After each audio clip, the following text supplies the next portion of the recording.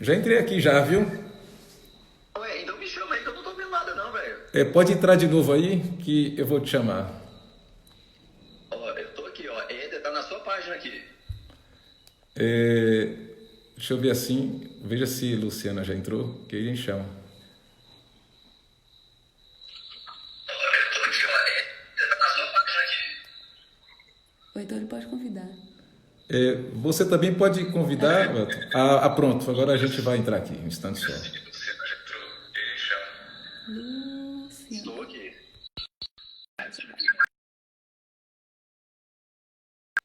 Pronto. 10-0 para a tecnologia. Vamos lá. Pera, deixa eu desligar aqui, você tinha me ligado. Deixa eu ver. Ixi. O pessoal está ligando aqui para mim. Vamos aguardar um pouquinho mais o pessoal entrar. E aí, meu amigo, a Festa Santana, eu sei que é tão importante para vocês, né? Você sempre se organiza, apesar de todas as suas ocupações para estar em Caetité nessa época do ano, tão importante. Você vem 2 vezes todo ano, religiosamente, metodicamente, eu sei disso. Vou sentir falta de nosso jantar com Dona Niva e Finha. Rapaz, nem fala, viu? Nem fala. Quando eu escuto aquela música aqui, rapaz, não, eu me emociono 100% das vezes, né? Nem gosto de falar, assim, foi dolorido esse ano, foi dolorido. Mas, assim, vamos chegar bem do outro lado, e aí o importante é estar todo mundo reunido. Depois que se passar isso, a gente vai conseguir com fé em Deus. Caetité, aqui as ruas vazias, as pessoas meio que agoniadas já começam a sair um pouquinho, uns sem máscara, enfim. Quando o problema efetivamente chegou em Caetité, já são mais de 50 casos confirmados, de acordo com os dados da prefeitura. As pessoas muito que agoniadas já têm de sair para o campo, muita gente parada sem aguentar. Recebi uma mensagem de um amigo aqui falando: meu Deus, 120 dias parado, não aguento mais. Enfim, tempos difíceis, nunca previstos, pelo menos por nossa geração, mas temos de pensar muito bem no que fazer, né? Vamos ter força, a dificuldade é para todos, mais para uns, menos para outros, mas todos sofrem negativamente os efeitos dessa pandemia. Enfim, seja Sem o que Deus dúvida. quiser e façamos nossa parte. Exatamente, exatamente. É o que a gente pode fazer. Barco para Ou, frente. meu amigo, você estava falando do caso oh, pai do céu, perdão, da Unimed em São Paulo como uma experiência negativa, e a gente viu que em Caetité nós temos possibilidades, pelo menos, né? Temos muito com o que pensar, temos, conforme eu pude ler aqui nos números, recursos aparentemente suficientes que com base em algo muito bem planejado, com aplicação transparente, honesta e tudo mais, a gente pode tomar um rumo diferente. Isso virá, propostas mais concretas terão de ver depois, mas para entender mais assim o dia a dia do atendimento da saúde, dessa prestação de serviços públicos pela prefeitura na área de saúde, eu queria que você falasse um pouco o seguinte: o que seria um posto em pleno funcionamento? A gente sabe da importância disso e, efetivamente, todo prefeito precisa colocar para funcionar de verdade suas unidades básicas de saúde, seu PSF e etc. Tal. Não é? Quais são os primeiros profissionais que precisam ser contratados? Como essa equipe de um PSF? O que precisa ter dentro de unidade básica de saúde para que a população se sinta servida, se sinta suficiente? Excelente pergunta, Éder. Eu quero resolver 80% dos problemas da população nessa linha primária. É esse o objetivo. E a gente sabe quais são as queixas, 80% das queixas que chegam, a maioria das 80% dessas queixas que chegam, tá certo? Então, primeira coisa, a gente tem que pensar num serviço de saúde com resolutividade. É isso que diminui fila, resolutividade. A pessoa não tem que ir, ser mal atendido, não resolver o problema. Não, você tem que ir lá, ser bem atendido e resolver seu problema, tá bom? Essa experiência é muito fácil de falar, porque assim, em Paulínia, onde eu trabalho, aconteceu isso há 15 anos atrás. Foi simples. Os 5 profissionais contratados, assim, é aquele que vai atender a principal demanda. Quais seriam essas principais demandas? Né? Não tem segredo, não. Esse posto, Éder, é composto por enfermeira, um clínico geral, por 2 especialistas, que seriam um ginecologista, né, e um pediatra, e um cirurgião dentista.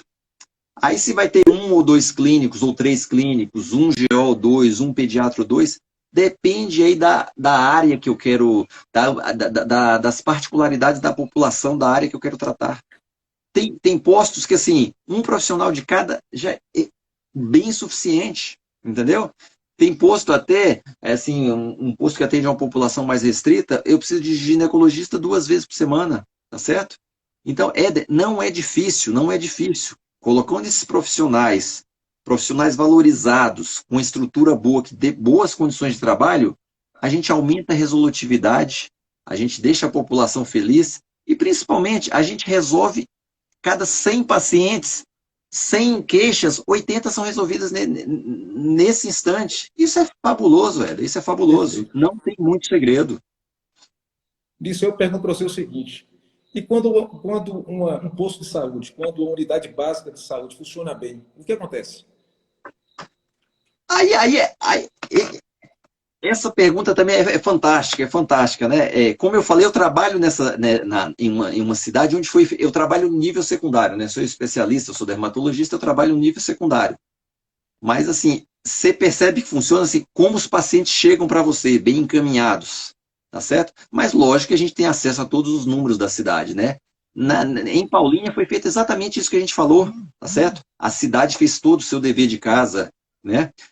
Aqui na região a gente tem outros excelentes exemplos, né? Cidades que você já deve conhecer, ouviu falar, a gente tem Vinhedo, Jaguariúna, Indaiatuba, enfim. Mas eu vou falar assim, só sobre alguns programas que eu conheço de perto, lá em Paulínia, né? Quando a rede básica funciona bem. Esses dias, a gente estava fazendo um programa para facilitar a comunicação de pacientes com AVC, né? Eu tenho um amigo que hoje ele foi meu colega, ele é chefe do serviço de neurologia da parte de revascularização do HC da Unicamp, Wagner Avelar, para mim, Vaguinho. E ele me mostrou um número, me falou um número que realmente, assim, eu não imaginava, né? A gente tem alguns fatores de risco para acidente vascular cerebral, para derrame, né? São alguns controláveis, ou outros incontroláveis, outros que assim, a gente não tem exatamente como controlar, mas assim, basicamente, tem outros fatores, não vou citar aqui, o objetivo não é esse. Mas o que leva uma pessoa a ter um AVC? A pessoa é hipertensa, a pessoa tem dislipidemia, que é o problema de colesterol alto, a pessoa tem diabetes, né? Diabetes controlado. É engraçado que você pergunta para a população, como é que você está, né? Não, eu estou bem, né?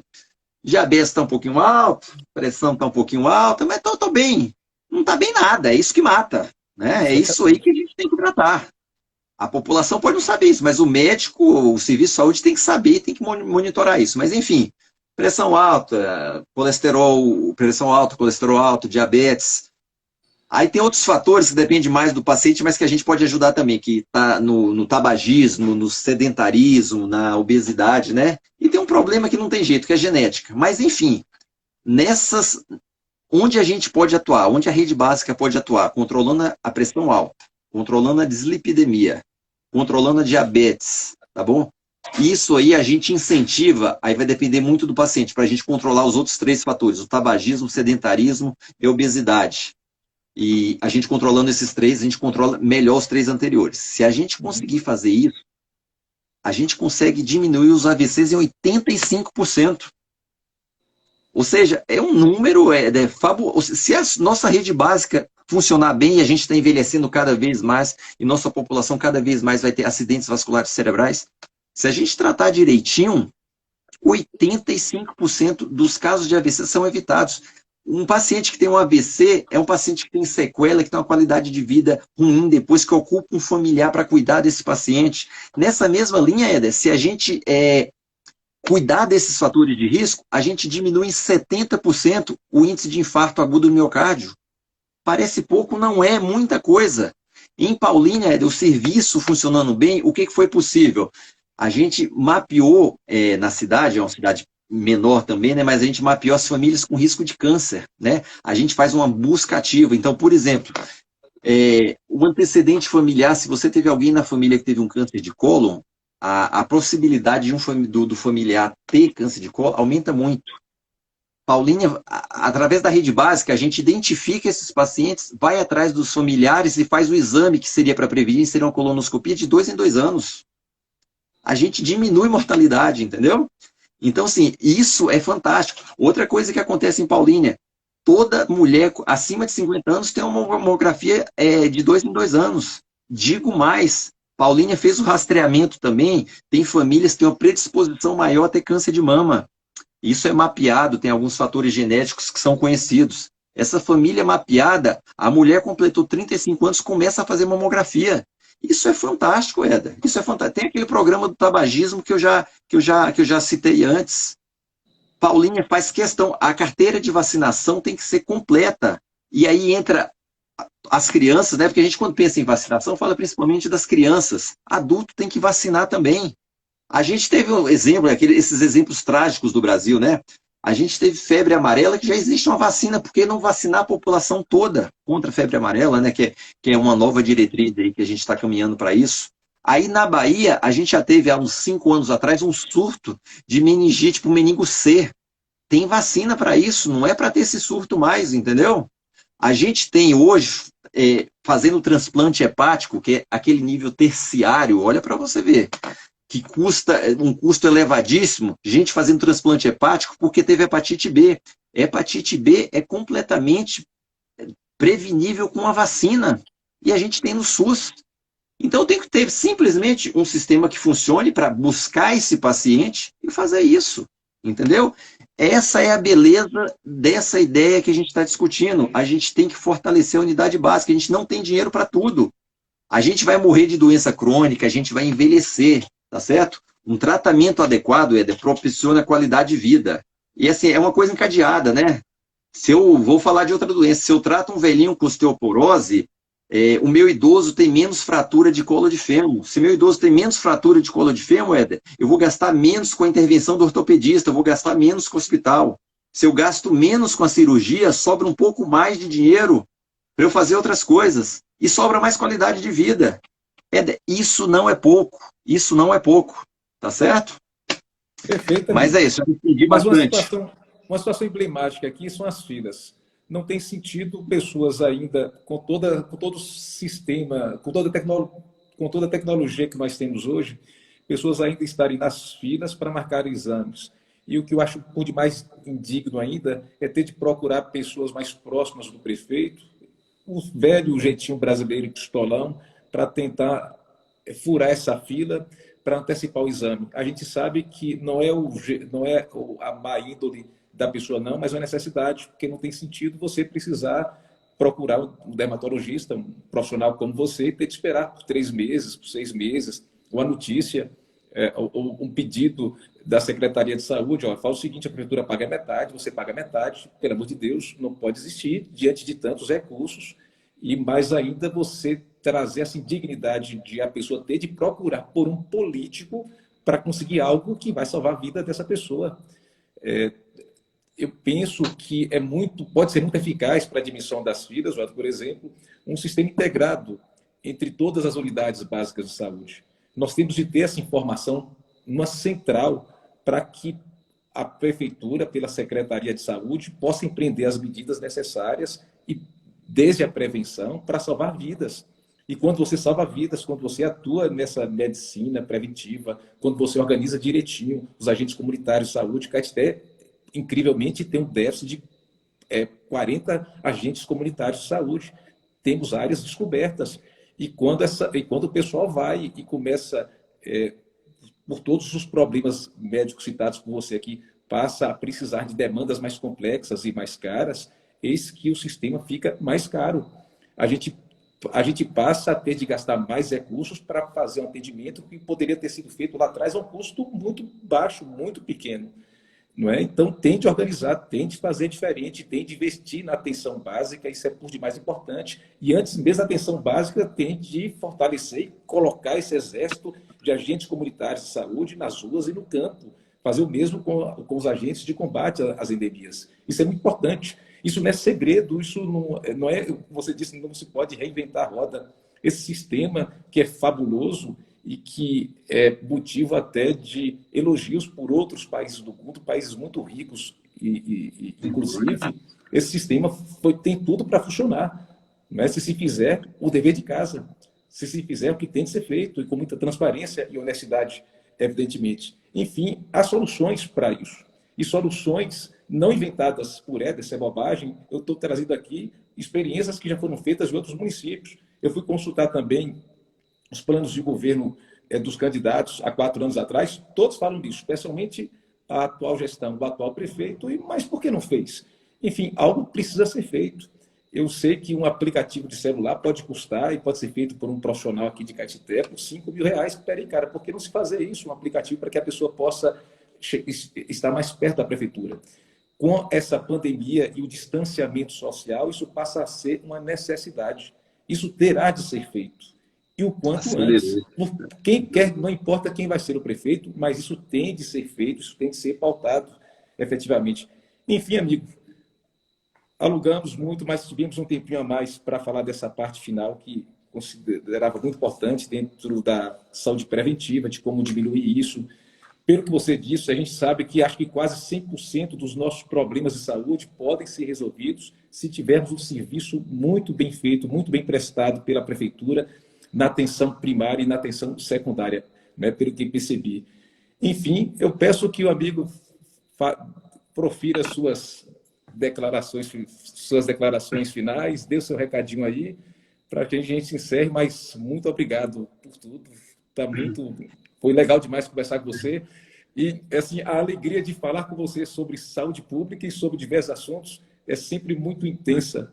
E não podia deixar, neste momento de pré-campanha, de discussão de políticas públicas, não podia deixar de compartilhar essa alegria que eu tenho de falar com o amigo, com as pessoas aqui do nosso Caetité.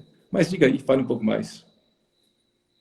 Éder, eu vou ser mais ou menos breve. Vamos lá. Primeiro, para encerrar a parte da saúde aí, parece repetitivo, mas eu quero falar isso mesmo, Éder, que você falou. A gente tem a capacidade de, organizando o sistema, resolver 95% dos problemas. Vamos colocar isso em número que fica mais fácil. A cada 1.000 pacientes que vai procurar o serviço em Caetité, a gente tem a capacidade de resolver 950. E o importante, os outros 50 que a gente não conseguir resolver, eles vão ter um diagnóstico precoce, vão ser encaminhados precocemente. E eles vão ter uma linha de tratamento que vai ser definida. Isso a gente consegue fazer. Não é pouco isso. Eu sei, Éder, que vai haver problemas, dificuldades, vai haver sim. O que não pode haver realmente é falta de disposição para resolvê-los. Isso eu sei que você tem. Isso você tem essa disposição e eu sei que você vai fazer isso. Vamos respeitar o dinheiro do contribuinte, né? E aproveitar o que existe, tá certo? A gente ia abrir para perguntas, mas a gente se estendeu demais, tal, mas eu quero fazer uma consideração final aqui, tá bom? Nessas considerações finais, eu preciso pedir licença aí por 2 motivos, né? Primeiro que eu vou falar de um amigo, né? Aí corre o risco da gente se emocionar, corre o risco da gente falar alguma intimidade a mais, etc, né? Mas às vezes é preciso a gente falar isso para a gente mostrar onde a gente quer chegar, Éder, tá certo? E, em segundo lugar, também eu quero pedir licença, que depois eu vou citar um poema bem curto aí, que eu acho que tem tudo a ver com o momento, tá certo? Eu quero falar de você, meu amigo. Eu estava pensando aí, falar de você, assim, Éder é difícil definir Éder, tá certo? Você tem um exagero, assim, positivo, você tem um exagero positivo de seu pai, né? Para quem não conheceu Valmizinho, se fosse um pescador, Valmizinho nunca ia trazer um peixe para casa que tivesse menos de 50 quilos. Sabe aquele exagero gostoso, tá certo? Então, Éder, o que você é exagerado em tudo, assim, você não entra em nenhum desafio para brincar, pelo que a gente já conversou na vida, entendeu? Quando você entra para valer. Então, assim, você tem o exagero do sorriso fácil. Eu podia falar aqui de lealdade, etc, né? Mas se todo mundo ia falar, pô, você está falando de um amigo, é fácil, pô. Você vai falar mal do amigo? Não vai falar. Então, eu vou citar, você teve em casa, nessas tomadas de vinho que a gente faz em casa, você não conhecia o arquiteto que ajudou a reformar meu apartamento, reformar minha casa em Caetité? Ele chama Ricardo.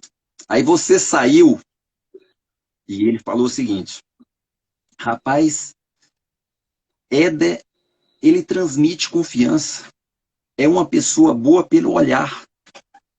Cara, você é isso mesmo, cara. Quem conhece você, quem convive com você, sabe que você é isso, entendeu? E o bom, assim, eu lembrando, né, antes dessa live, lembrando das suas fases, cara, você teve uma fase Policarpo Quaresma, onde o Brasil era o melhor país do mundo. Se eu falasse que a Corolla produzia um carro melhor que a Gurgel, que era nacional, você me xingava, tal, entendeu? Eu lembro aí quando você estava paquerando a futura primeira-dama, né? Éder, não é que você estava indo atrás da mulher que você estava apaixonado. Você estava indo atrás da Miss Universo Maravilha, entendeu? Então, cara, ser apaixonado, isso é legal que ser apaixonado, entendeu? E o que que isso tem a ver? O que que isso tem a ver com minha conversa aqui? Ser apaixonado por Caetité, cara. Eu me emociono. Então, assim, a população vai ter o prazer e o privilégio de poder votar numa pessoa que ama sua cidade, entendeu?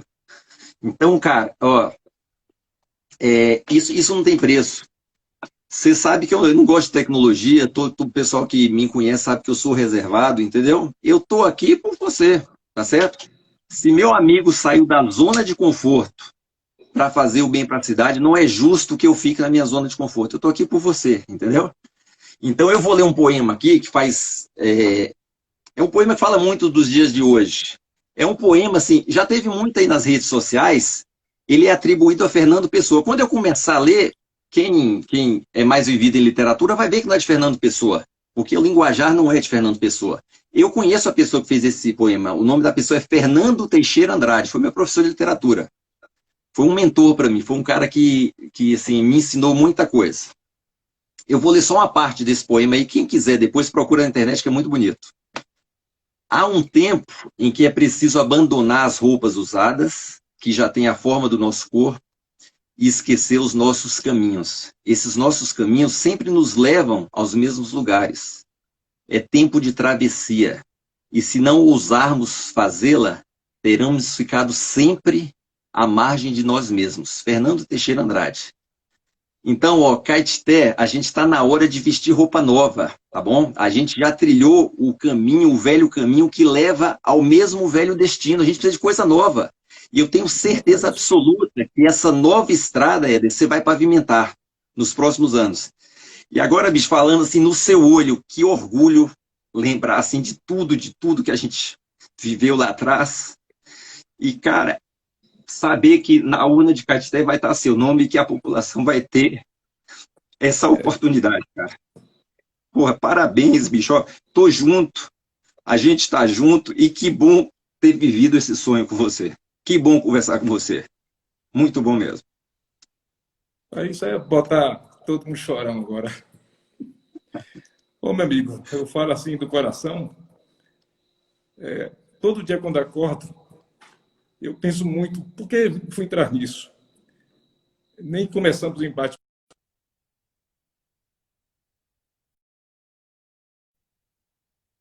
já são irrogadas, imagino que não virá mais à frente, mas eu sempre fui muito forte, combativo em tudo.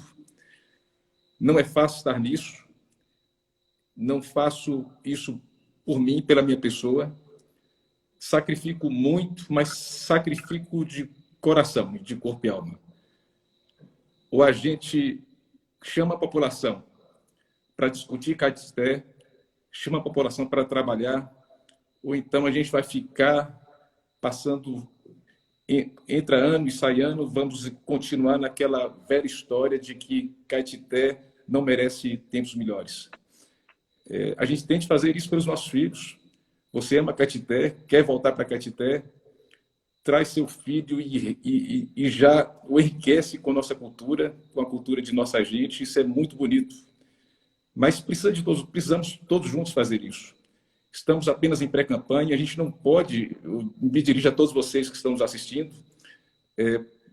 eu sempre tive até vergonha de pedir ao Elton, meu amigo, bora discutir um pouco de política pública, e o Elton, de repente, deixa a sua zona de conforto e, de certo modo, dá cara a tapa. A gente tem aquela sensação de que você dá cara a tapa na política não é uma coisa ruim.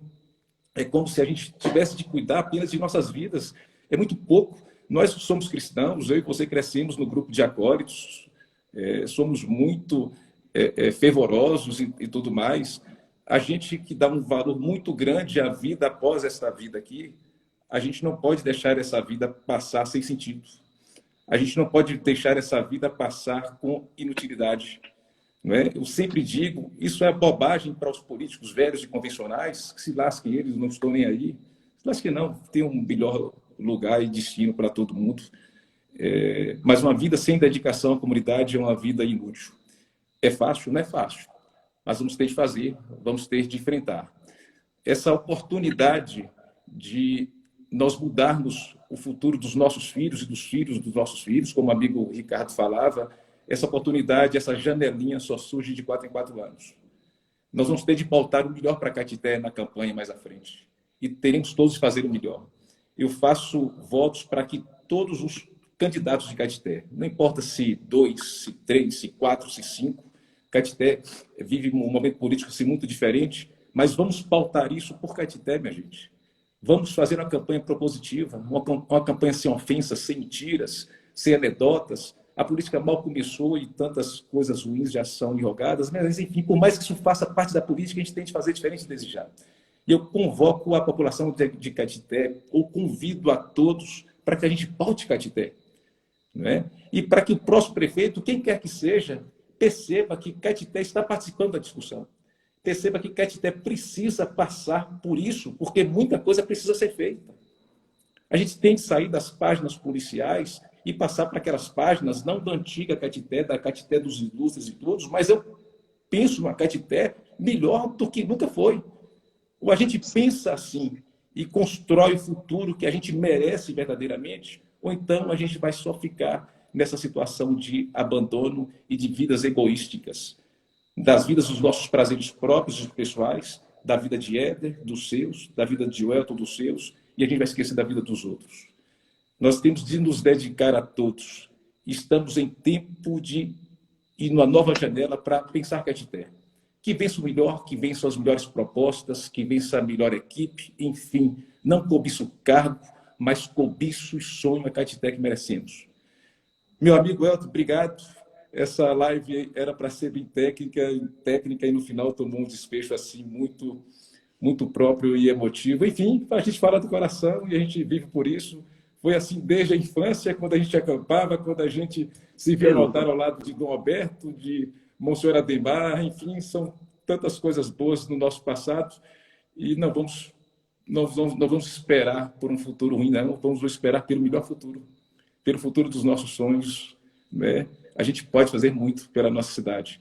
Minha gente, um abração para vocês todos. Welton, um forte abraço. Obrigado. Um abraço, agradeço a presença de todos. Não por mim, mas pela discussão que a gente precisa empreender, viu? Por essa coisa diferente e nova que a gente tem de trazer para a política de nossa cidade. Excelente, sempre à disposição. Um abraço a todos, boa noite. Boa noite. Abração, pessoal. Boa noite a vocês e até a próxima live, se Deus quiser.